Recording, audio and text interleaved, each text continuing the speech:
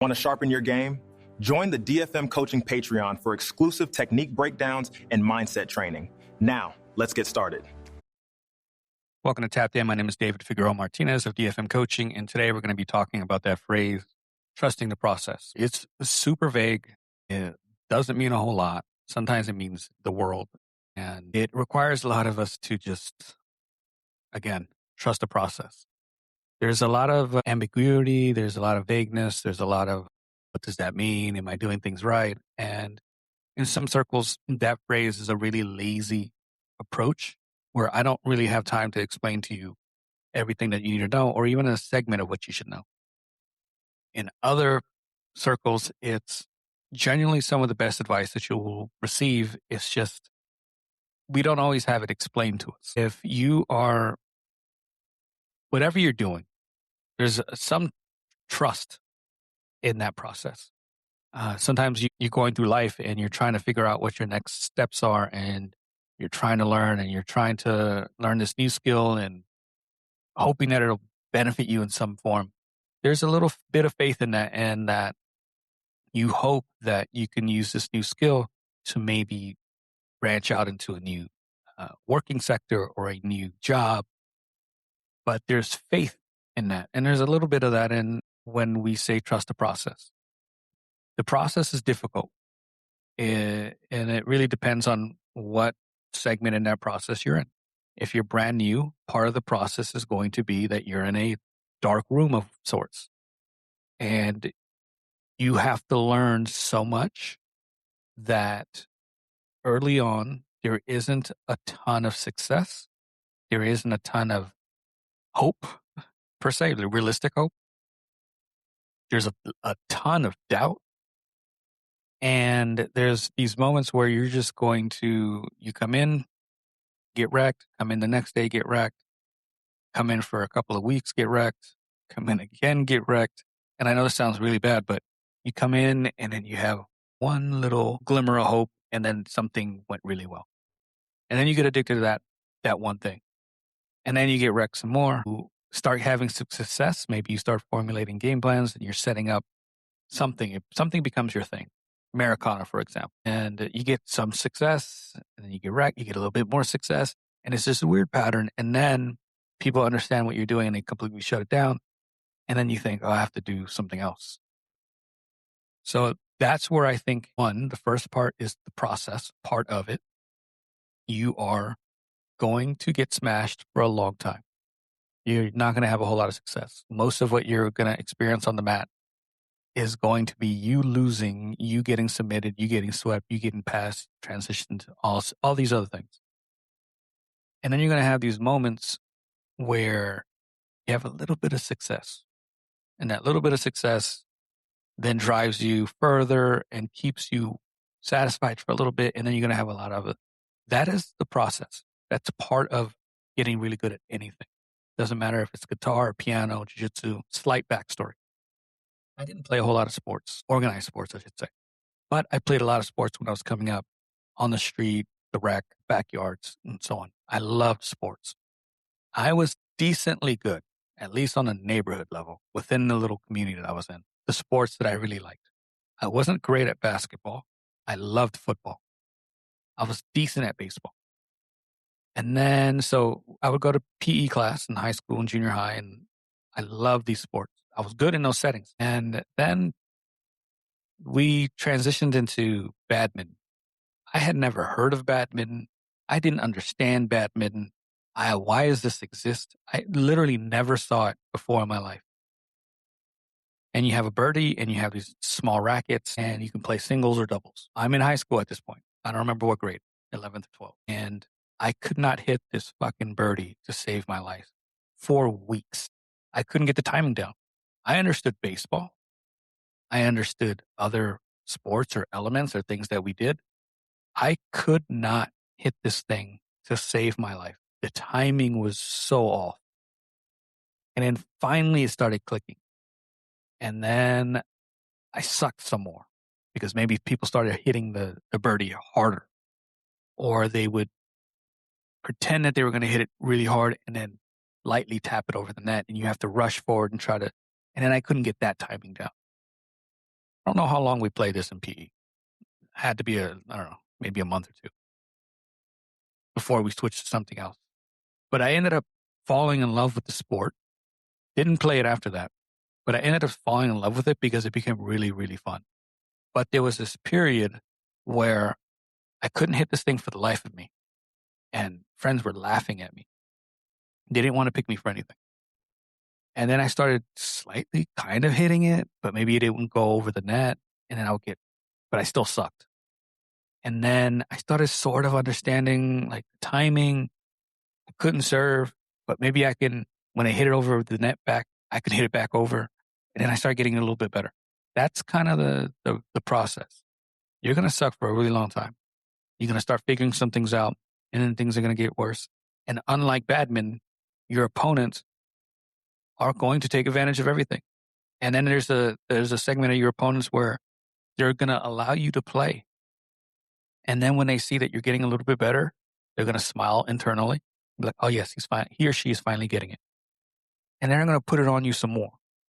And then that put it on you is going to make you feel like you didn't learn shit. That part of the process. You're going to suck. You're going to be really bad at this sport for a while. What keeps you is the camaraderie in the team, the gym, the environment, that third place. If that's in place and you love coming to this, you'll suffer through the grueling shit phase. And then you'll get some success and then you'll have another shit phase. You're going to have multiple shit phases. It's just, again, part of the process. I'm going to say it a lot. So in this process, your job is to identify the micro wins. And I'm telling you, they're going to be micro, almost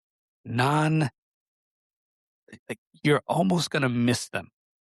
That's how micro they are. Your training partners, the ones that are around you all the time, they're going to notice. There's times when I'm rolling with a student and they're terrible. This is no disrespect. We were all terrible at that time. They're terrible. And then they do something where it clicks. And I'm like, shit. He or she's paying attention. Oh shit, they got a little bit of an underhook. Okay, good. Let's see where this goes. And then they pause and they don't know what to do after that. So then I have to crush them again. But they got that little one. To them, they may not even identify it because they're so worried about the whole threat. Pat yourself on the back for the little micro wins. They're massive. They're huge. They are what's going to spurn you into developing a game because you're going to develop it based on those micro wins that end up being into bigger wins. But your macro failures are going to be huge. And sometimes, depending on your personality type, you might only focus on the negative because they're so huge. And your job is to just, hey, normally I get submitted 4 times in a round against this person. I got submitted once today. Or 2. Almost, but they didn't get me the third time. It's a win. It's a micro win. Enjoy it. Accept it. This is the game we play. And this is what we do. I'm trying to look back. I don't think anyone comes to jiu-jitsu with any natural talent. I don't think it exists.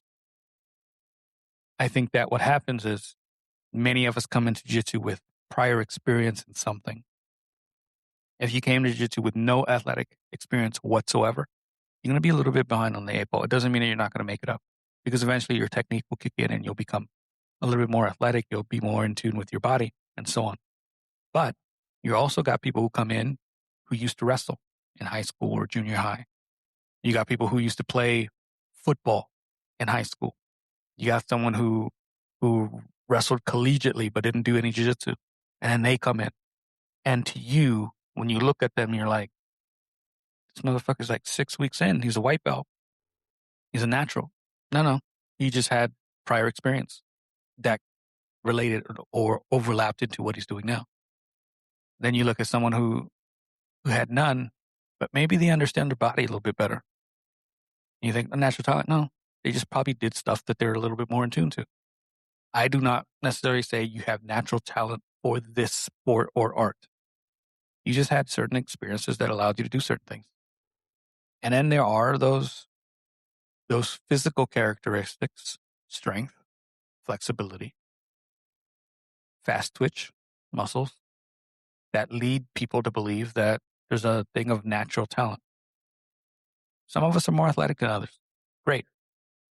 It doesn't mean that it's natural jiu-jitsu talent.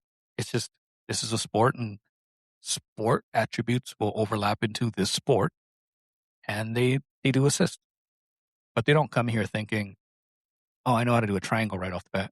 That to me is natural talent. Like, they understand technique. No. Also, some people are smarter. Some people are great at spatial awareness. Some people are better at physical stuff, and they learn better because it's hands-on. They remember things better. Again, those attributes outside that just kind of overlap with what we do. Don't ever look at anyone and think, oh, they're better than me because they are picking this up faster. We have no idea what they came in here with. If we're going to be honest. You might be closer to coming in with little to no experience of any kind that overlaps into this art. That's all it means. And they may have had more. So when they come here, it's a little easier for them. If we can eliminate that, we can also start as being capable students and capable human beings. This sport is full of nerds who did not play sports, who did not play any organized sport whatsoever. They were intelligent. I'm not saying sports people are not, but they valued more of the cerebral aspect of things. They were into the sciences. They were into machinery or computer stuff. They were great at it. And then here comes this physical puzzle, which is jiu-jitsu, and where leverage and technique can balance certain things out a bit more. And they fall in love with it. One of the things that I fell in love with was leveraging things against someone who was stronger and being able to defeat them or at least not get submitted by them. I think that every part of the process is also understanding that you're going to have these little practical audits of your game periodically. Whether that's setting up a private lesson, whether that's having a mentor or someone that you could at least feed ideas off of, record your rounds, understand that, hey, if there's a common position that I keep finding myself in, part of the process is that I identify that, good and bad. Like if, let's say, I keep finding myself in side control with Americana, I should really spend some more time there because it leads to a lot of great things. It's not just a position or a submission. There's other things that I can do off of there if the things fail. Same with bottom. If I'm finding myself constantly in the same position and I don't have answers for it, that's somewhere I need to focus on. Part of the process, identifying what we're good at and what we're not good at. It's not just showing up. It's not just coming to class and not just rolling.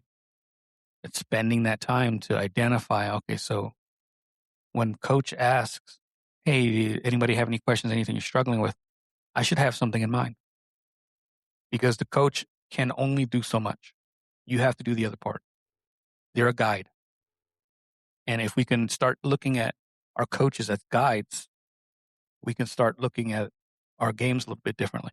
Like with a guide, you go on a guide. Let's say you go through the forest and you have a guide with you. He's going to tell you about trees, and he or she's going to tell you about the trees and the certain birds and whatever. But you can also ask questions. Hey, what's that bright colored bird over there? Oh, it's a such and such. And he goes into it. Hey, what's this plant? She'll go into it and give you all the feedback. But it's important that you ask those questions, not just, hey, I'm here for the walk or here for the ride, because the instructor is coaching to the group. So yes, some of us are really good at pointing things out for you guys, like individually. But again, we have a group that we're maintaining, and we don't have the ability to do that all the time. So when you can say, I have noticed that I keep falling under this trap in this position, they are doing this, what can I do? And we can most certainly go over that. But if you're never comfortable enough to do that assessment and ask the question based on that, you're probably going to get stuck there for a while. And you figuring it out is going to take a lot longer than asking. It's like if you don't know anything about brakes and you decide, hey, I'm just going to replace my brakes today. Did you ask? No, I'm just going to kind of figure it out. And there's a lot of trial and error in that. You might die. You might go into a car accident. You might do something weird, lose a part, and understand what each part means. If you can ask someone and be like, hey, I'm replacing my brakes today. What do you think what kind of tools do I need? And they'll cut that learning curve dramatically. Also, the formula behind that process is also based on how often you're showing up, not just how, but how often. If you say I've been training for 3 months, 3 months sounds like a lot, but hey, I only come up once or twice a week. And I'm not judging anyone who does that because your lives sometimes dictate that's the schedule you have. But it's a different connotation than, hey, I've been training 3 times a month and I show up 4 times a week. Different, like they're mat time versus calendar time. So we should also understand that in this whole equation. Trusting the process takes a while if you're not on the mats as often as you should be or you want to be. I shouldn't say should be. So when you look around and you're trusting the process, but it doesn't quite feel like it's getting you where you want, you're going to have to do some of the other things that I explained. And then you're going to have to do an assessment of how often am I on the mat? Because you're going to see other people who are getting better than you quickly sometimes. And you don't know what their schedule is. And you might have to look at them and be like, I remember I had a black belt that I used to tool up. We were blue or purple. And I've said this before, he shifted his schedule or something happened where he was coming to training way more than I was. And he just started wrecking me. And I remember stopping like, what the fuck just happened here? And the reality was not that he was necessarily better. He got better. He wasn't naturally better than me. He got better because he was more on the mats than I was. And I had to accept that. Part of the process. Understanding that if you're on the mats more, you're going to get better faster. So I had to accept that he was going to be a few steps ahead of me, if not more, because the amount of time he was dedicating to the mats versus the amount of time I was dedicating to the mats. So there was a shift there. I have to understand what that consistency is going to look like for myself and the people that I'm going to naturally compare myself to. Doesn't make a whole lot of sense for me to compare myself to someone who's coming to class 6 times a week and I'm coming 3. And there's those people who are doing 2 days and whatnot. And those aren't healthy comparisons. That's not, you know what I mean? Doesn't help. So, again, I understand that trusting the process is a really vague term for many of us, but there's a lot of things that go into it that I'm trying to speak to. And there's this weird formula that goes into it all. And part of it is you, part of it is the instructor, part of it is life, being real with yourself as to what kind of reality or conditions are going to provide success for you versus what you can do differently versus there's going to be a moment or a phase in all of this, and it's going to come out several times in your jiu-jitsu career where you just got to put your head down and grind. And you just got to put the work in, and hopefully you're doing the right things. And if you feel like you're not, then having that conversation with the coach is a big one, so that you're not spending a ton of time on things that really don't matter or that wouldn't be immediately beneficial to you. But trusting the progress is one of the most vague statements, but genuinely honest in most cases, that you're probably going to hear in all of jiu-jitsu. You'll find yourself saying it to someone else at some point. And it just, I don't know. Sometimes it feels disingenuous for some people because I remember having certain coaches who didn't want to really explain. Oh, you just got to trust the process. Or another famous one is, you just got to come to class. There's more to it than that. I'm hoping this makes sense. If you have any questions about this or anything else, hit me up, dfm.2099 on Instagram or Threads. Also, if you like this podcast, please like, share, review. That goes a long way for us. Genuinely appreciate all the love. Until next time, thank you so much.